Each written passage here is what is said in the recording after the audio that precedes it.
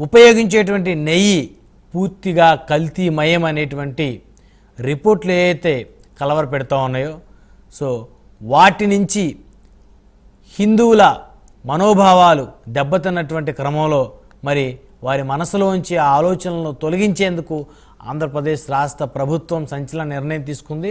So Tirumala శ్రీవారి ఆలయంలో శాంతి హోమాన్ని అయితే మొదలుపెట్టారు. సో అదేవిధంగా అసలు తిరుమల తిరుపతి దేవస్థానంలో ఏం జరుగుతుంది?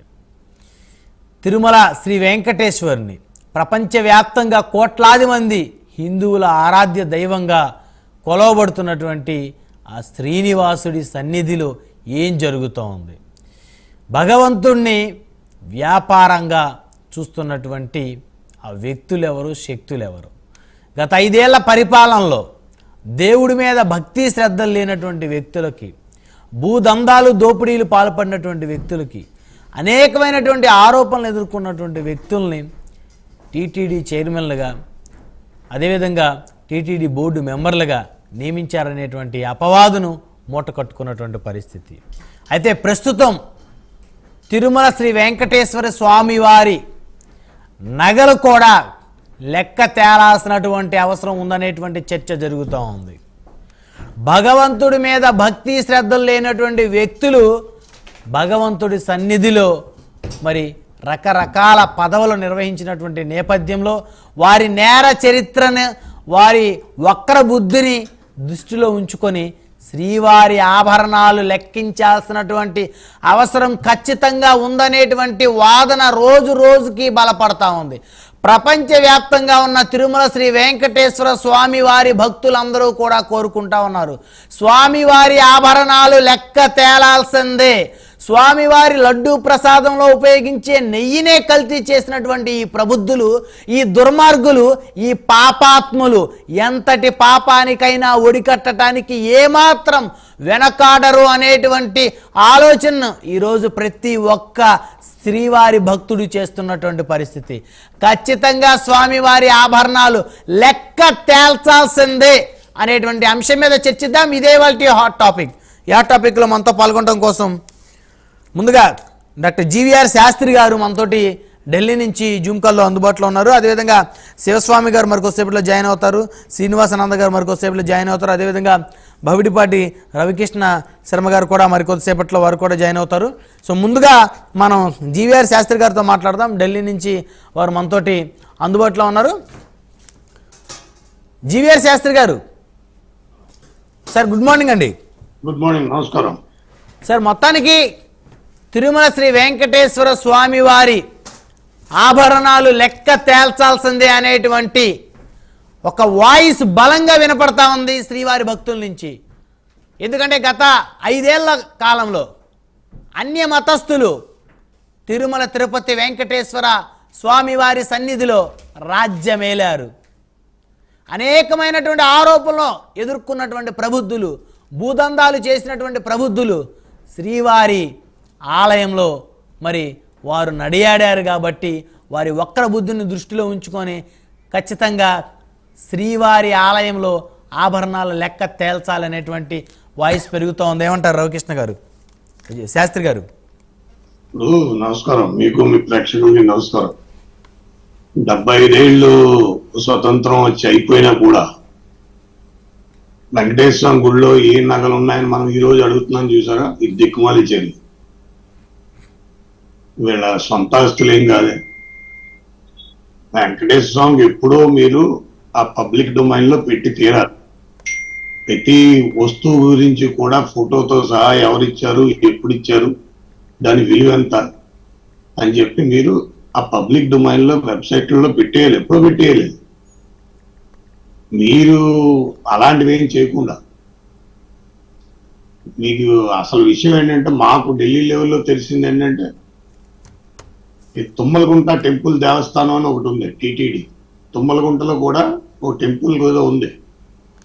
ఆ తుమ్మలగుంట టెంపుల్ దేవస్థానాన్ని ఫారెన్ లో టీటీడీ చైర్మన్ అనే చెక్కులు తీసుకునేవారు. ఆ టీటీడీ చెక్కులు తీసుకుని ఆ టీటీడీ చైర్మన్ దీంట్లో వేసేసేవారు అనే వినికిడి. అంటే ఏంటి, బయటికి వెళ్ళిన అసలు టీటీడీ చైర్మన్ మీద చెక్కులు ఎవరు తీసుకోరు, ఈఓ తీసుకుంటారు. టీటీడీ ఈఓ తిరుపతి అని. కానీ ఇక్కడ ఏంటంటే టీటీడీ చైర్మన్ టీటీడీ అంటే అది తుమ్మలగుంట టెంపుల్ దేవస్థానం, నాకు తిరుమల తిరుపతి దేవస్థానం కాదు. అదేదో కూడా ఇది గవర్నమెంట్ వెరిఫై చేయాలి. నేను సీఎం చెప్పాను, ఇది కరెక్ట్ కాదు. ఇది నంబర్ 1. అసలు ఏంటంటే తిరుపతి మీద ఒక అవగాహన లేకపోవడం. ప్రభుత్వాలు ₹1 ఇవ్వరు, రాష్ట్ర ప్రభుత్వం ₹1 ఇవ్వదు, కేంద్ర ప్రభుత్వం ₹1 ఇవ్వదు. ఈ రాష్ట్ర ప్రభుత్వానికి పెద్ద పట్టింపు ఇది అవసరం లేదు, కేంద్ర ప్రభుత్వానికి లేదు. మీరంటూ ఇది ధార్మిక బోర్డు మీద వెళ్ళే వ్యవహారం ఇది. అక్కడ ఏంటంటే పూర్తిగా మీరు మునుపుడైతే బ్రాహ్మణుల్లో వాళ్ళు ఏంటంటే ఒకళ్ళ నుంచి ఒకళ్ళు రాసుకునేవారు, ఆ పద్దు రాసుకునేవారు. ఒకళ్ళ 2 ఏళ్ల తర్వాత ప్రతి 2 ఏళ్ళకి 3 ఏళ్ళకి ఒక ఇంటి నుంచి వేరే ఇంటికి అది ట్రాన్స్ఫర్ అయ్యేది.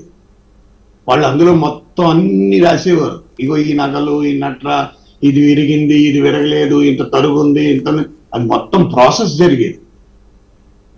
ఆ పరకామణి మొత్తం ప్రాసెస్ జరిగేది. అది ఏమీ లేకుండా చేసేసారు. మీరు అసలు ₹1 పెట్టుబడి పెట్టండి గవర్నమెంట్. ఆయన జగన్మోహన్ రెడ్డి బయటకు వచ్చి ఆయన అంటాడు, ఆయన కానీ, ఆయన తండ్రి కానీ, ఆయన తాత కానీ ఎవరు ఎప్పుడు తల్లయిలాలు ఇచ్చి నాకు తల్లిలాంటి ఇచ్చారని చెప్పానండి. ఎస్, ఇది వ్యాలిడ్ పాయింట్ శాస్త్రి గారు. ఖచ్చితంగా ప్రతి ఒక్కరు కూడా దీన్ని నోట్ చేసుకోవాల్సినటువంటి పాయింట్ ఇది. రమణేడు గారు ఒక్క నిమిషం. ఇదేంటంటే ఇప్పుడు తల్లిలాలు ఇవ్వలేని మీరు మా వెంకటేశ్వర మాకు ధర్మం చెప్తారు ఏంటి? మాకు హిందూ ధర్మం గురించి మీ దగ్గర ఎవరి దగ్గర లెక్కలు తెచ్చుకోవాల్సిన అవసరం మాకు లేదు. హిందూ ధర్మం గురించి మాకు నీతులు చెప్పకండి, మాకు చెప్పకండి. మీ ఇంట్లో మీరు సెట్టింగ్ వేసుకుని వెంకటేశ్వరం పక్కకు పిలుచుకున్నారు, మిమ్మల్ని ఎవడు కాదన్నాడు. మీ తల్లి గారు క్రిస్టియన్ ప్రాక్టీస్ చేస్తారు, మీ సిస్టర్ గారు క్రిస్టియన్ ప్రాక్టీస్ చేస్తారు, మీ భార్య గారు క్రిస్టియన్ ప్రాక్టీస్ చేస్తారు. మేము గౌరవిస్తాం. అది చాలా మంచి విషయం. ఏ చీఫ్ మినిస్టర్లు ఎంతో మంది క్రిస్టియన్లు ఉన్నారు, ముస్లిం. అతుల్ రెహమాన్ అంతులే ఉండేవాడు మహారాష్ట్రలో. ఆయన షిర్డీ సాయిబాబా గుడికి వెళ్ళేవాడు, వినాయకుడి గుడికి వెళ్ళేవాడు. కానీ వెళ్ళేవాడు ప్రాపర్గా వెళ్ళేవాడు, దండాలు పెట్టేవాడు, అన్ని ఇచ్చేసేవాడు, ప్రాపర్ విధిగానే వెళ్ళేవాడు. ఎవరు ప్రెషర్ చేసి మిమ్మల్ని రమ్మని ఎవరు అడగలేదు. రమ్మని అడగలేదు. అసలు మీరు రావాల్సిన అవసరం కూడా లేదు. మీ దేవాదాయ ధర్మాదాయ శాఖ మంత్రిని పంపించుకోవచ్చు. ఎవరి కోసం వస్తున్నారు? మా వెంకటేశ్వర స్వామి అని మీరు చెప్పడం. ఎవరో స్వామి వచ్చి తింపాడని. ఎవడండి స్వామి? ఆసారాం బాబు టైప్ వీళ్ళందరూ యావజ్జీవ కారాగార శిక్షలో ఉన్నాడు ఆయన. ఎవరికి ఆయనకి ఎలా ఇస్తారు స్థలం? మీరు ఏ బేసిస్ మీద ఆయనకి స్థలం అలాట్ చేశారు? తిరుపతిలో అలాట్ చేశారు. ఎవడబ్బా సొమ్ము అని? ఇదేమన్నా బాబుగడి సొబ్బా, మీ సొంత సొబ్బా? లేదా మీరు 1000 ఎకరాలు కొట్టేసి రాజశేఖర రెడ్డి గవర్నమెంట్లోకి రోసేని కూర్చోబెట్టేసి ఎమ్మెల్యే తీసేసుకుని దాన్ని మీరు కేసు పెట్టాలి కదా? రాజశేఖర రెడ్డి గారు మీరు కేసు పెట్టాలి కదా ఆ టైంలో? ఏంటి మాటలు? మీరు ఇదేమన్నా రాచరిక వ్యవస్థలో ఉన్నాను అనుకుంటున్నారా? మనం మాయావతి చూడలేదు ఈరోజు. పార్టీ దగ్గర నుంచి అన్ని మూసు కూర్చుంది ఆవిడ. మొత్తం ఏది చూసినా కరప్షన్ ఆవిడ. మొత్తం బాడీ అంతా కరప్షన్ ఆవిడ. ఎందుకు మానేసింది ఆవిడ రాజకీయం? ఎవడు మానేమన్నాడు ఆవిడ రాజకీయం? మీరు ప్రజల కోసం వస్తున్నారా? ప్రజల విధి విధానాల కోసం వస్తున్నారా? దేనికోసం వస్తున్నారు? వెంకటేశ్వర స్వామికి L1 ఏంటి? L1 వెంకటేశ్వర స్వామి నెయ్యి కొండల్లో L1 ఎవరు చెప్పాడు? ఇది గవర్నమెంట్ ఆర్గనైజేషన్. ఎవరు చెప్పారు మీకు? Government organization. అసలు మీరు తిరుమల డైరీ డెవలప్మెంట్ అని 2000 కోట్ల రూపాయలు పెట్టి మేము పెడుతున్నాం అంటే గంటలో డొనేషన్లు ఇచ్చేస్తారు. మీరు తిరుమలలోనే ఆయన డైరీ డెవలప్మెంట్ పెట్టి ఆ డైరీ నుంచి అక్కడి నుంచి పైప్ లైన్ వేసేచ్చు కదా. ఎక్కడికి సరే డైరెక్ట్గా కిచెన్కి, కింద నుంచే కిచెన్కి పైప్ లైన్ వెళ్ళిపోతుంది. దానికి మరి అది ఎన్ని ఏళ్ళు కావాలి కానీ అలాంటివేమి మీరు చేయలేదా? మేమేమో దేవాలయాలు కట్టామని చెప్తారా? ఏమో మీ డబ్బు ఏమైనా పట్టుకొచ్చి కట్టారేంటి? రాష్ట్ర ప్రభుత్వం డబ్బు ఏమైనా ఇచ్చిందా? లేదా వైఎస్ఆర్సీపీ పార్టీ వాళ్ళు ఏమైనా డొనేట్ చేశారా? లేదా ఇండస్ట్రీస్లో ఏమైనా మీ పార్టీకి ఇచ్చిన డబ్బు మాకు ఇచ్చారనుకుంటారు. మీరు ₹1 కోటి వరద బాధితులకు ఎవరు గట్టిగా తెలితేనా? ఎంతంత డబ్బు అండి? ఏం మాట్లాడుతున్నారు? ఇది టైం వచ్చేసింది. అయోధ్యలో నేనే ఉన్నాను. అసలు అయోధ్యలో 1,00,000 రొడ్డులు ఇప్పుడు అయోధ్య నుంచి అన్ని 100 మంది ఫోన్ చేస్తున్నారు. ఇంత దారుణమా? ప్రిన్సిపల్ సెక్రటరీ ప్రైమ్ మినిస్టర్ ఆయన నిపుణుల గారు ఆ రోజు చెప్పాడు, శాస్త్రి గారు ఏదో తేడాగా కనబడుతుంది లడ్డు చూసి. ఆయన లడ్డు తిన ఆయన రోజు ప్రతిసారి లడ్డు తింటాడు, ప్రతి నెల నేను కలుస్తూనే ఉంటాను, ఆయన తింటాడు, ఆయన తిని చెప్పాడు ఆయన ఇదేంటిది ఇలాగ ఉందంటే అని. మాకే అనిపించింది అది. మీ డెసిషన్ అండి, మీ దిక్కుమాలి డెసిషన్, మీ డెసిషన్ మీ నిర్ణయాలండి. శ్రీవాణి ట్రస్ట్ అండి, అది అన్కాన్స్టిట్యూషనల్. తిరుమల తిరుపతి దేవస్థానం బోర్డులో ఉండి దాన్ని మళ్ళీ శ్రీవాణి ట్రస్ట్ ఏంటి, ఎవడు పెట్టాడు అని నడు రోడ్లో ఉరేసేయాలి. మీరు ఎంత దారుణం. నా జీవితంలో నేను నా తల్లిదండ్రులు లేరండి, నా తల్లిదండ్రులు అనుకుని వెళ్తాను నేను. ప్రతి 2 నెలలకు ఒకసారి బ్రహ్మనాయుడు గారు పరుగు పెట్టి మరీ వెళ్తానండి. ఎంత బాధగా ఉంటుంది నా జీవితంలో. నేను ఆ కోడిగుడ్డు కూడా ముట్టుకుని ఎరగను. ఈరోజు మీరు నాకు ఈ మెసేజ్ ఉంటుంటే ఒళ్ళు జలతరించిపోతుంది కదా. కమ్యూనిటీలు అన్ని భయపడిపోతున్నాయి. తిరుపతి చూస్తే భయపడిపోతున్నాయి. ఆ పాపం అనుభవిస్తారండి ఖచ్చితంగా. అది ఇప్పుడు పాపం చేయడం వేరు, జరిపించడం వేరు. పాపం చేయడం వేరు, పాపం జరిపించడం. ఇది పాపం దగ్గరుండి జరిపించేశారు, దగ్గర కానిచ్చేశారు. ఆ నందినికి అది వాడు పార్టిసిపేట్ చేయట్లేదు. వాడు పార్టిసిపేట్ ఎందుకు చేయడు?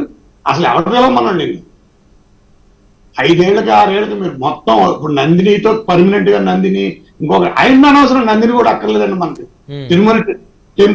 తిరుమల వెంకటేశ్వర స్వామి డైరీ డెవలప్మెంట్ బోర్డు అని కింద కట్టమనండి. ల్యాండ్ ఉంది ఆయనకి, బోర్డు ల్యాండ్ ఉంది ఆయనకి, మొత్తం అంతా ఆయనే కదా. అవసరమైతే 7 కొండలు ఏదో కొండ మీద కట్టేమన్నాడు. ఎవడొద్దన్నాడు? ఎవడని ఆపాడు మమ్మల్ని? మొత్తం 4-5 వేల ఆవులు పెట్టి కట్టేయండి. ఆయనకి కావాల్సిన దానికంటే ఎక్కువ తీసుకోండి. మొత్తం దేవాలయాలన్నీ జరగాలి కదా. ఈ దేవాలయాలన్నింటిలోనూ ఇదే దిక్కుమాలి జరిగింది. ఈ దేవాలయాలన్నింటిలోనూ మొత్తం ఆంధ్రప్రదేశ్లో ఉన్న దేవాలయాలే కాదు, తెలంగాణ ఎన్నింటిలోనూ అది ఇంకేంటంటే ఇంక దేవాలయాల మీద పడ్డారు వీళ్ళు. ఏంటంటే ప్రతి ఓడు దేవాలయం మీద పడిపోయారు. సార్, దేవాలయాలని ప్రభుత్వాలు ఆదాయ మార్గాలుగా చూస్తున్నంత కాలం భవిష్యత్తులో ఇలాంటి పరిస్థితులు తలెత్తవని చెప్పేసి గ్యారంటీ ఉంది సార్. అదే ఇప్పుడు ఇప్పుడు మనం 1913లో వెళ్ళిపోతే బ్రిటిష్ వాడు ఈ దిక్కుమాలి వక్ఫ్ బోర్డు ఒకటి పెట్టాడు. ఆ తర్వాత ఈ ఎండోమెంట్ పెట్టాడు. ఎండోమెంట్ యాక్ట్ దిక్కుమాలిన యాక్ట్ అదే కాన్స్టిట్యూషనల్ ఎక్స్పెక్ట్ ఐఎమ్ టెల్లింగ్ అండి. దాన్ని స్క్రాప్ చేసి పడుతున్నారు. ఎంత బాధగా ఉందంటే ఇంత వాయిస్ ఇలాంటి పదావళి మన నోట్లోంచి వచ్చేస్తుంది. ఎందుకంటే అలాంటి పదావళి నేను ఎప్పుడు శబ్దావళి నేను ఉపయోగించాను. ఎందుకంటే అంత బర్న్ అయిపోతున్నాం అంటే, బాయిల్ అయిపోతున్నాం అంటే ఏంటి ఇది చూడడానికి ఉన్నాం మేము. హిందువులుగా పడడం పాపం చేసామా ఏంది? 75 ఏళ్ళు వచ్చిన స్వతంత్రానికి ఈరోజు మీరు పొద్దున్నే లేచి నగలకు తేల్చాలి, మేము అడుక్కోవాల్సిన అవసరం ఏంటండి? మేము ఇచ్చిన నగలే, భక్తులు ఇచ్చిన నగలు. మా దగ్గర ఉన్నదే ఆయనదే, మాదే ఆయనది. మా సర్వస్వం ఆయన. ఇవాళ చనిపోమంటే చనిపోతాం, రేపు 2వ రోజు ఆయన కోసం. ఆ దేవదేవుడు కదా మాకు. అవును, మా దేవదేవుడి గురించి మీరు ఏంటి, మీ స్టోరీలు ఏంటి? మీరు వచ్చి పొద్దున్నే కూర్చొని మా వెంకటేశ్వర స్వామి అని మీ స్టోరీ చెప్పడం ఏంటి? మీరు చేయవలసినవి చేయలేకపోయారా? అసలు ఎలవన్నీ దిక్కుమాలి ఎలవన్నీ అని చెప్పా అసలు ఎవడు పట్టించుకున్నాడు? మీరు అంత పెద్ద వ్యవహారం కదా. అన్ని వీళ్ళు 4-5 కంపెనీలు ట్రై చేసి ఒక బోర్డు మెంబర్ని ఇన్స్టాల్ చేశారు 40 కోట్లు ఖర్చు పెట్టి. మీకు అది కూడా తెలియదు. వీళ్ళు 40 కోట్ల రూపాయలు ఖర్చు పెట్టి ఒక బోర్డు మెంబర్ని అందులో వేసుకున్నారు. వీళ్ళు దానికి ఒక మంత్రి గారు ఇన్వాల్వ్ అయ్యారు. ఇలాంటి మాటలు వస్తున్నాయి ఢిల్లీలో. ఇవన్నీ ఇన్వెస్టిగేట్ చేయండి మీరు. ఆ మంత్రి నువ్వేయండి. అసలు అది ఆ నందినేని కాదు, అసలు ఎందుకు అంత క్వాలిటీ తగ్గి, అసలు క్వాలిటీ దగ్గర తేడా ఎందుకండి? 35 ఏళ్ళుగా ఒక కంపెనీ మీకు, వాడంతా కర్ణాటక ఫార్మర్స్ ఫెడరేషన్ కదా. ఇప్పుడు మీరు అవన్నీ అనవసరం. ఆయనకి ఫ్రీగా నెయ్యి కావాలని ఒక్కసారి నోటుతాను మనం, నేను పంపిస్తాను ఢిల్లీ నుంచి. మీరు ఒక్క మాట అనండి. మీకు ఇప్పుడు ఈ రోజు డైరీ డెవలప్మెంట్ 2-3 వారాల్లో ఈవో చేస్తానని చెప్పి పబ్లిక్ అనౌన్స్ చేయమని చెప్పండి. 3 వారాల్లో డైరీ డెవలప్మెంట్ బోర్డు కన్స్ట్రక్ట్ చేయించి మీ చేతికి ఇస్తాను. అంత దమ్ముంది మాకు. ఈ దిక్కుమాలి చర్యకి మీరు ఎవరెవరో దగ్గర తెచ్చుకోగల. తిరుమలలోనే అక్కడే డైరీ ఉంటుంది, అక్కడే దేశీయ ఆవులు ఉంటాయి, అక్కడే 4-5 వేల దేశీయ ఆవులతో మీరు చేయొచ్చు. మీరు రోజుకి 10,000 కేజీలు నెయ్యి కంటే ఎక్కువ తీయచ్చు. అలాంటిది ఎప్పుడో చేసేయాలి కదా. మేము కొనుక్కున్నాం. నేను ఒకటే గవర్నమెంట్ని అడిగారు. ఆ సివిల్ సప్లైస్ మినిస్టర్ని ఆయన్ని ఒక 10 నెల రోజుల పాటు టెంట్ వేయమనండి తిరుపతిలో. శేషాచల అడవులు మొత్తం ఎర్రచందనం కొట్టేశారు. ఆ పవన్ కళ్యాణ్ గారు వెళ్ళి ఆ శేషాచల అడవుల్లో ఒకసారి మొత్తం అంతా టెంట్ వేసి తిరగమనండి. ఆయన దీక్షలో ఉన్నాడు. ఇప్పుడు చూడమనండి వెళ్ళి 2019లో శాటిలైట్ ఇమేజ్, 2024లో శాటిలైట్ ఇమేజ్ చూస్తే 1,00,000 కోట్ల పైన ఎర్రచంద్రం కొట్టేశారు. దిక్కుమాలి చర్య. ప్రతిదీ కొట్టేయడమే కదా. మీరు ఢిల్లీ లాబింగ్ ఇక్కడ ఢిల్లీలో అడిగితే నిన్న నేను చాందినీ చౌక్ వెళ్ళి అడిగాను, కావాలని వెళ్ళాను అడిగాను. నేను అడిగితే అక్కడ మొత్తం వాళ్ళందరూ వచ్చి చెప్పారు నాకు, సార్ ఇక్కడ ప్రతిదీ శనగపప్పు దగ్గర నుంచి ప్రతిదీ కొట్టేయడమే. శనగపప్పు కూడా ఎక్కడి నుంచి వెళ్తుంది, కిస్మిస్ ఎక్కడి నుంచి వెళ్తుంది, జీడిపప్పు ఎక్కడి నుంచి, పసుపు అన్ని.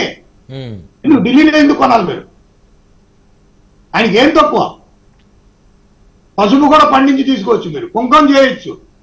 ప్రతిదీ ఆయనకి దేశంగా ఆయన మన ఇదితో ప్రయత్నంతో, మానవాడి ప్రయత్నంతో అక్కడే తయారు చేసి చేయించవచ్చు. అంత పట్టుదలగా చేయాలి కదా. అది కదా మనం చేయవలసింది. అలాంటి వ్యవస్థను తీసుకురావాలి కదా. నీ దగ్గర తప్పు జరిగిందంటే నువ్వు ప్రతిపక్ష నాయకుడిగా నువ్వు అనుకుంటే నువ్వు వెళ్ళే చీఫ్ మినిస్టర్తో ఇలా జరిగిందండి. ఇది వ్యవహారం. రాజకీయం అంటే ఏంటనుకున్నారు? వెంటనే ప్రతిపక్ష ఆయన జగన్మోహన్ రెడ్డి, చంద్రబాబు నాయుడు కలిసి ఇది ఇలా జరిగిందేమో, దానికి ఇదేమో, ఇది మాట్లాడే విధానం, ఇది రాజకీయ వ్యవస్థ. ఇది అంటే ఇళ్లలో కూర్చుని స్టేట్మెంట్లు ఇచ్చి ప్రైమ్ మినిస్టర్ లెటర్ రాయడం ఏంటండి? ఎవరికి కావాలి విఐపీ దర్శనాలు? పూరిలో చేయండి అలాంటి డ్రామాలు. ఒక్కడ తోలు చేతిలో పెడతారు. పూరిలో చేయండి, ఇలా తోలు చేతిలో పెట్టేస్తారు. మీరేమనుకుంటున్నారు? ఇంకెంతకాలం ఓపిక పడతాం? ఎంతకాలం ఓపిక పడతాం అండి? నాకు తల్లిదండ్రి ఆయన ఇది దారుణమా?